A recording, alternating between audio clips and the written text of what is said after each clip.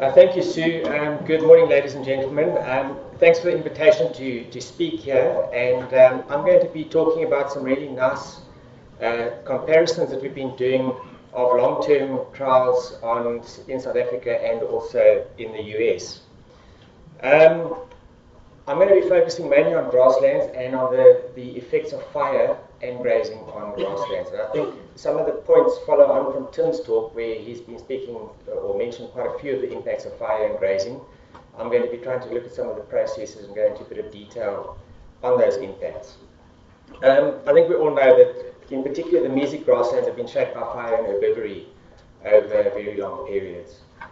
And in recent decades, or the last century or so, these disturbance regimes, fire and herbivory, have been altered quite a lot.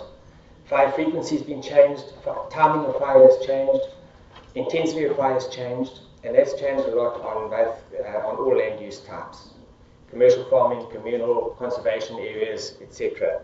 And man has an impact on all of those factors. Herbivory in particular is also quite interesting. In many areas, herbivory has been eliminated almost completely.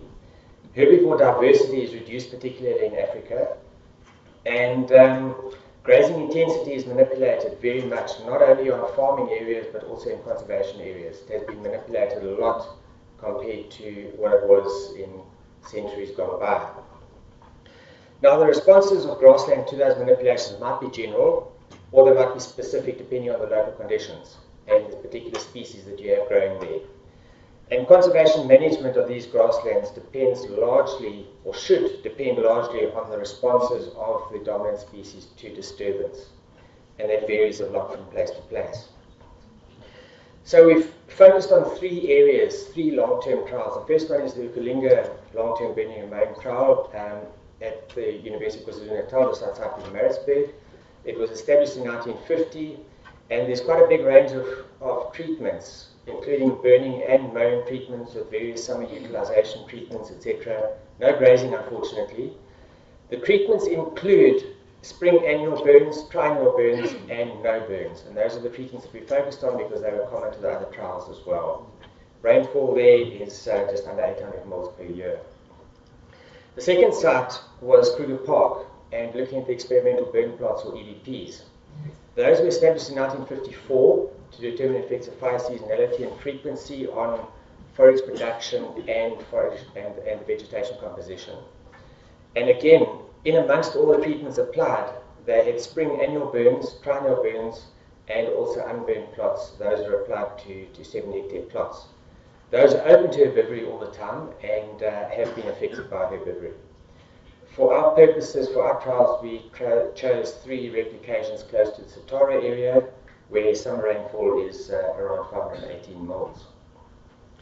Then the third site, which was in Kansas in the USA, was Konza Prairie Biological Station attached to Kansas State University.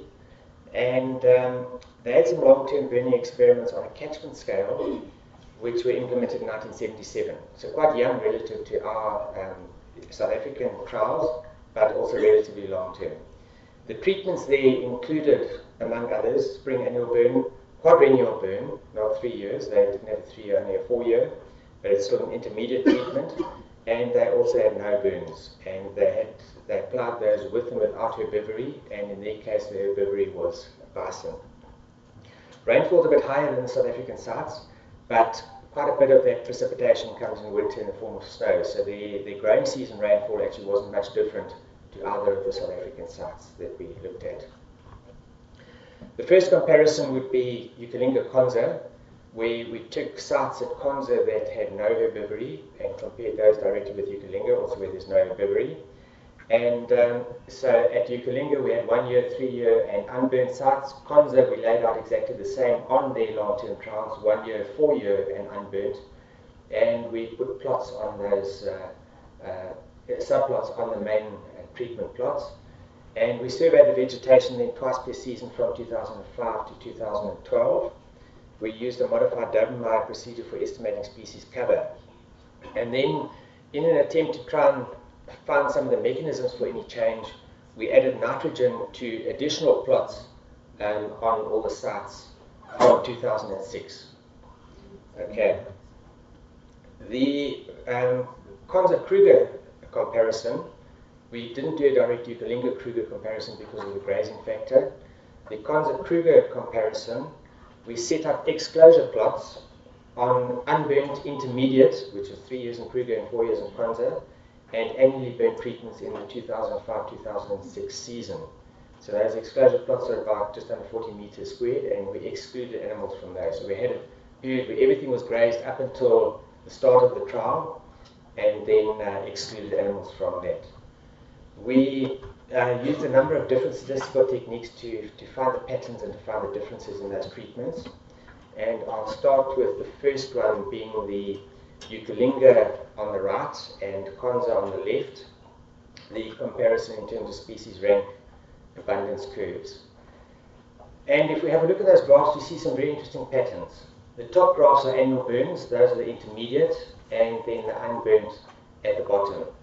And the immediate thing that we can see at Konza, in the annually burnt site, we have particular species that are very dominant, up to 40% relative abundance, 20%, and the rest drop off very quickly. At Ukulinga, the dominant species was Themeda triandra at about 16%. Then Trastacula, Leucothrix, Harpenia hirta, and the rest drop off. So very strong dominance by species under annual burn, not so at Ukulinga. Intermediate, we still have strong dominance at Konza. We get an increasing dominance at Ukulinga with a switch of species to Aristida junciformis, sitting at about 20%. And in the unburned sites at Konza, we have a decrease in dominance from around the 40% mark before to just over the 30% mark. And at Ukulinga, we have an increase in dominance. Aristida is now sitting at about 30% relative abundance. So in fact, the exact opposite patterns in response to fire.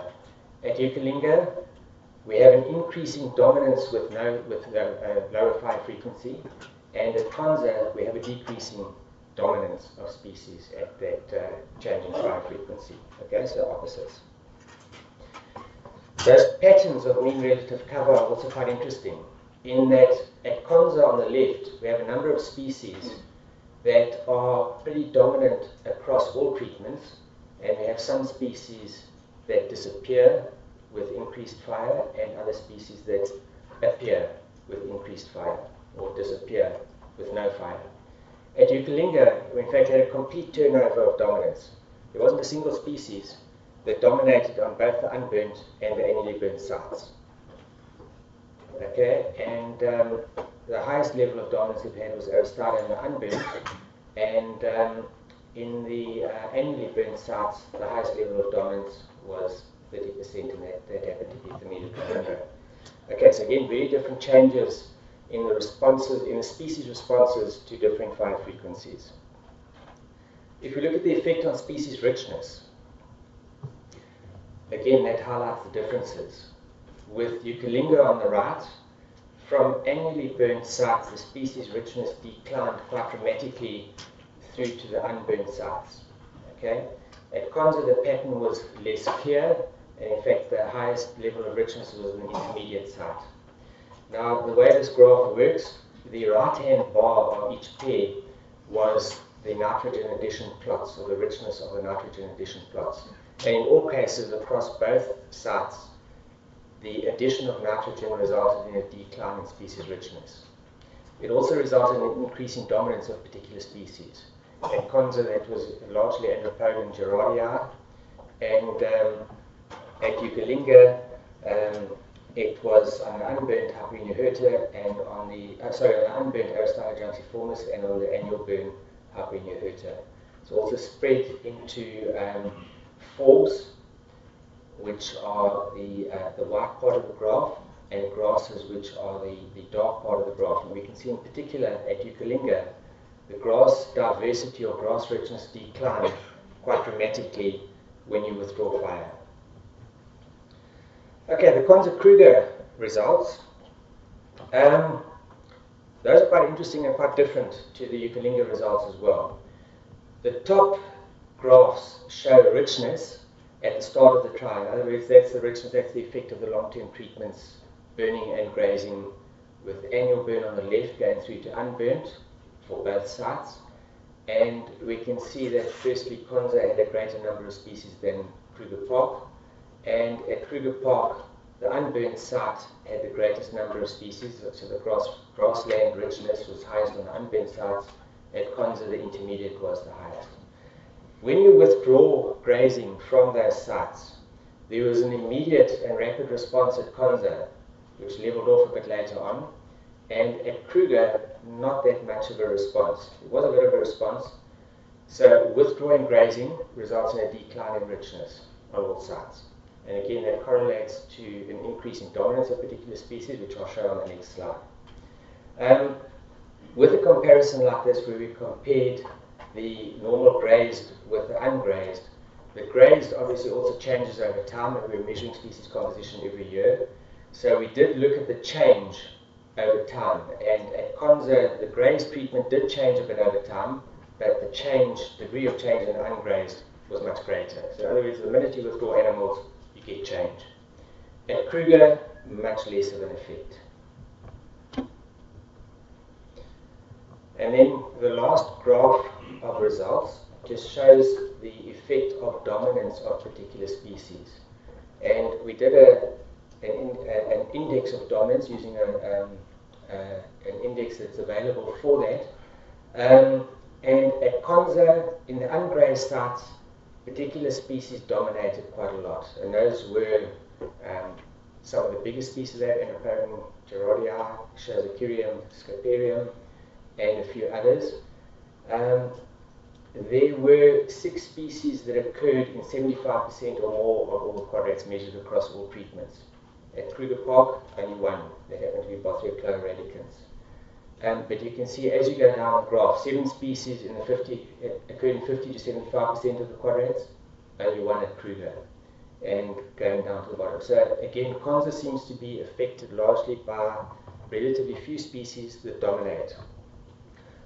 When animals are present, when the animals are not present in the dark graphs, then species dominate. The minute you have animals present, that dominance is broken.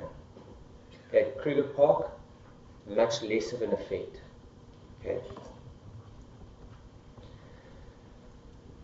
So we're getting to look at the implications of that.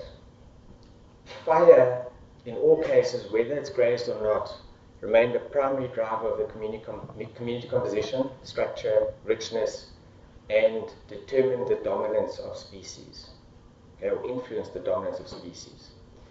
There are very different responses to fire frequency at Ukulinga and Konza in the absence of grazing, and fire essentially had the opposite effects on richness, and particularly the richness of the grasses in the grassland. Nutrient addition, there was a convergent response to nutrient addition in that it was the same on both continents, on both sites. Okay, and the actual response to that, and I don't really have time to show that now, was an increase in dominance of particular species, which lowered species richness. Okay, so you've got fewer bigger species with nitrogen. At Konza, the species that were dominant in the annually burnt plots remained present and co-dominant throughout.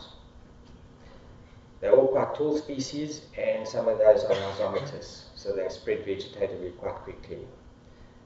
In the unburnt sites, the species that dominated or that came to the fore was a much shorter, shade-tolerant, slow-growing species. Not very competitive, but it survives under those conditions of no burning. At Ukulinga, the grasses that dominated the annually burnt plots were short-tufted and not essentially dominating grasses. There was a complete turnover of species from between the unburnt and the annually burnt sites, with taller, more dominant shade-tolerant species like Aristida and Symposiums increasing in abundance on the unburnt sites. With the Konza-Kruger comparison, the long-term fire frequency with grazing impacted the richness differently on the two sites. The removal of grazers reduced species richness, and this was exaggerated at Konza in comparison to Kruger. The changes were also a lot more rapid at Konza. The fire-grazing interaction was significant and different at the two sites. So now if we ask the question, why do we have these differences in responses? Well, it seems that from the data that we have, grass dominance drove the species composition change and species composition loss at all sites. all the sites had particular species that dominated under certain conditions.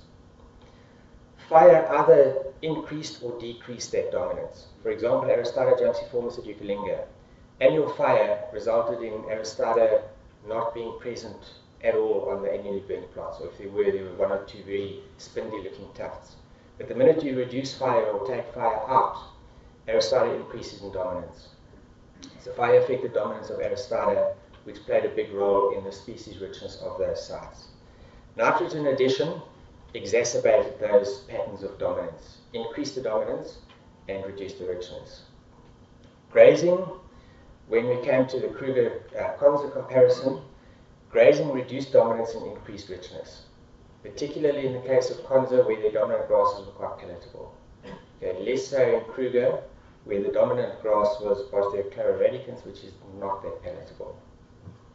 So the grazing fire interaction there is quite important. The plant traits that we looked at that seem to be quite important. The height of the plant is an obvious one.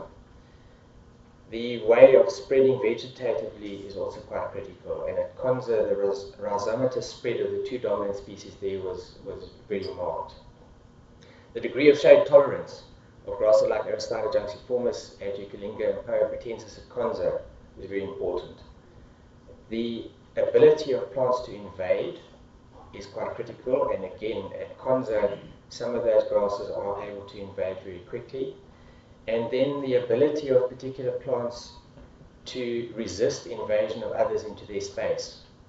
Aristida at Ukulinga is a case in point, and again some of the species at Konza are very obvious in that trait, and Boswellia radicans at Kruger is also one of those that doesn't easily allow other plants to invade into its space. So invasion resistance is quite a critical trait. So to conclude, the grassland communities that we looked at responded to fire frequency and grazing very differently. This was a cross-continental comparison using two very different sites in South Africa and one site in the USA. But those sorts of differences are likely to be manifest within a country, in different regions, under different climatic conditions, different rainfall, whether you're this side of the mountain or the other side of the mountain. So when it comes to conservation management, and particularly the use of fire in conservation management, you need to take those varying responses into account, look at the local conditions, look at the dominant species, and look at the factors that affect the dominance of those species. So if we're managing for conservation or managing for species richness and diversity, then the dominance of the dominant species is very important. And how do you manage to break that dominance to allow other species in? Thanks.